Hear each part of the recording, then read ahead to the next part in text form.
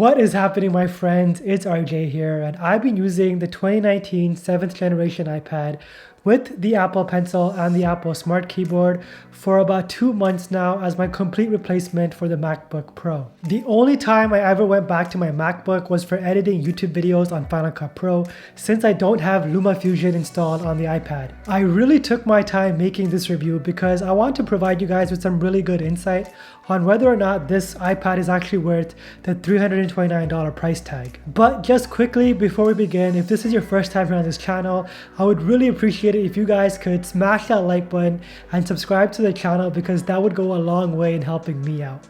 And I would really appreciate you guys for it. The 7th generation iPad was released September 2019, and initially I had mixed reactions about it. I mean, at the end of the day, all Apple really did to improve this iPad from the 6th generation iPad was add a smart connector for the keyboard, improve the RAM by 1GB, and increase the size of the display from 9.7 inches to 10.2 inches. Everything else is the exact same.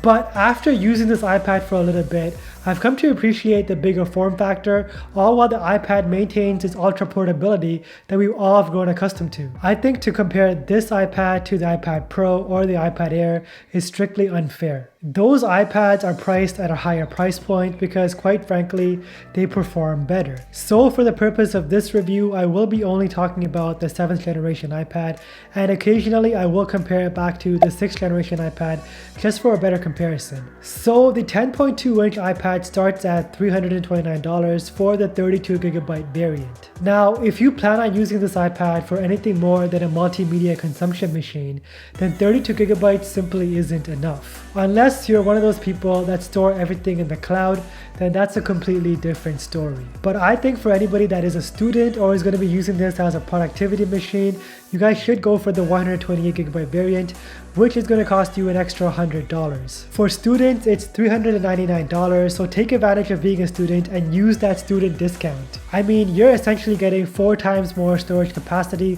for $100 more, which in my books is pretty worth it.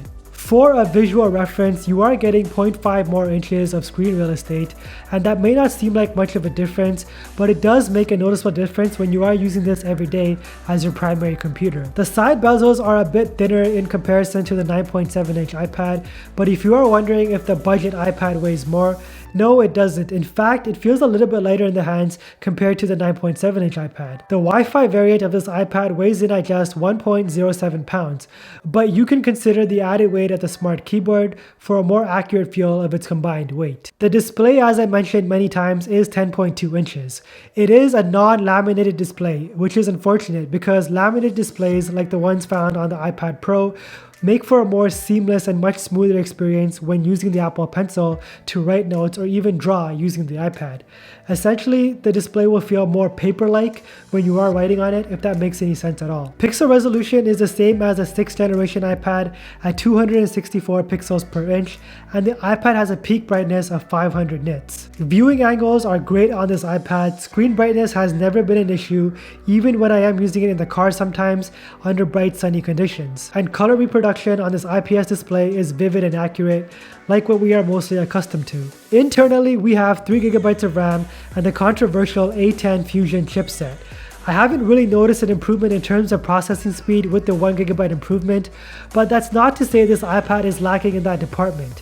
The A10 Fusion chipset is still a beast even in 2019, and it will continue to be sufficient enough heading into 2020. You can run intensive high graphic games like Call of Duty and PUBG and get by with absolutely no lag at all. You can edit raw images in Adobe Lightroom and Photoshop, and everything is a seamless experience. I haven't tried editing video on this iPad since the only decent application for that is LumaFusion, and here in Canada it does cost $40. So for now and the foreseeable future, I will be sticking to Final Cut on my MacBook Pro. Now, I don't know too many people that use their iPads to take pictures, nor should you be using your iPad to take pictures because that just comes off as really creepy. But I can see the rear camera being useful for people who want to take pictures of important notes and documents. The rear facing camera is an 8 megapixel shooter, and I guess it's good enough for taking the occasional picture every now and then if you don't have your smartphone available on you. The front facing camera, or the selfie camera, is barely usable. well. I mean, it's a 1.2 megapixel camera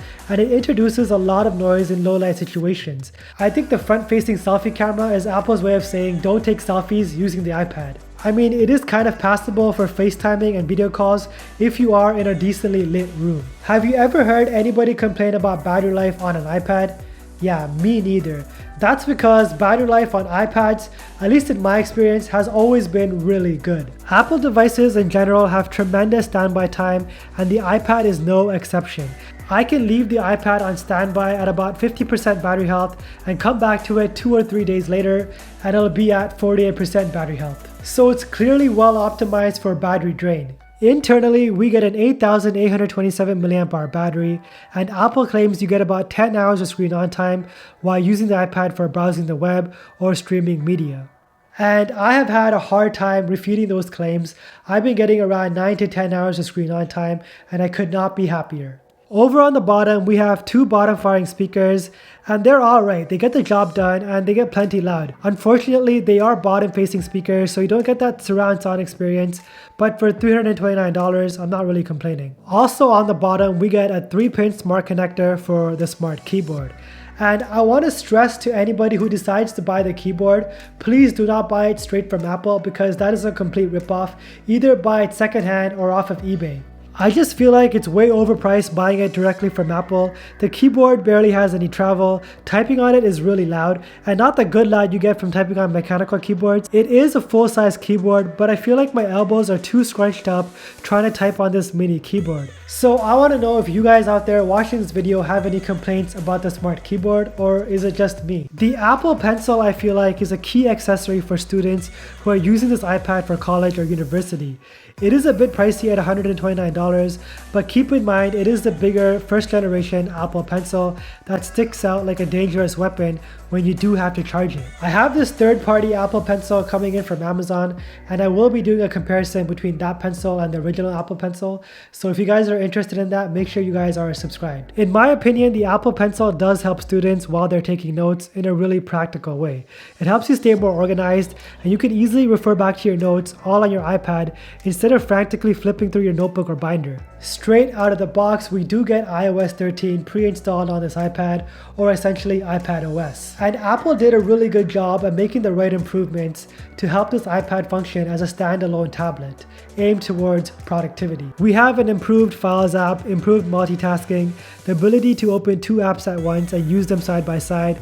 We also have a widgets table and we get a full desktop browsing experience, as well as an improved download manager. Desktop browsing is essential. It runs well on most sites. Some things and features don't work as they're supposed to though, like trying to edit a website, web design, all those things don't really work that well. Mouse support I feel is also underrated, and it's a key feature that gives you that full laptop experience. And multitasking is a must for anyone. Simply swipe up from the bottom, select the app, and drag it next to another app for a seamless multitasking experience. But keep in mind, not all apps can be opened side by side. A good Files app is a must, and now on the iPad, it's organized more like Finder on the MacBook. You can open the Files app, change destinations, add a folder within a folder, which is a great way of helping you stay more organized. Overall though, depending on the type of work that you do and your workflow, the iPad may or may not replace a laptop for you. I'd say for about 80% of us, it's more than sufficient enough to handle everyday tasks, like replying to emails, browsing the web, taking notes in class, streaming media, and even some gaming. Now, if you want an iPad with the full iPad OS experience, which includes the Apple keyboard and the Apple Pencil, this 10.2-inch iPad is simply the way to go. I highly recommend it, and you guys will not regret your purchase. Gone are the days where the iPad was simply an oversized iPhone. Now it's actually useful and can serve many useful purposes. If you guys have any questions, don't hesitate to ask me down in the comments below. As always, thank you guys so much for watching. If you did enjoy that review, please do consider subscribing. That would go a long way in helping me out. And as always, don't forget to flex with your tech.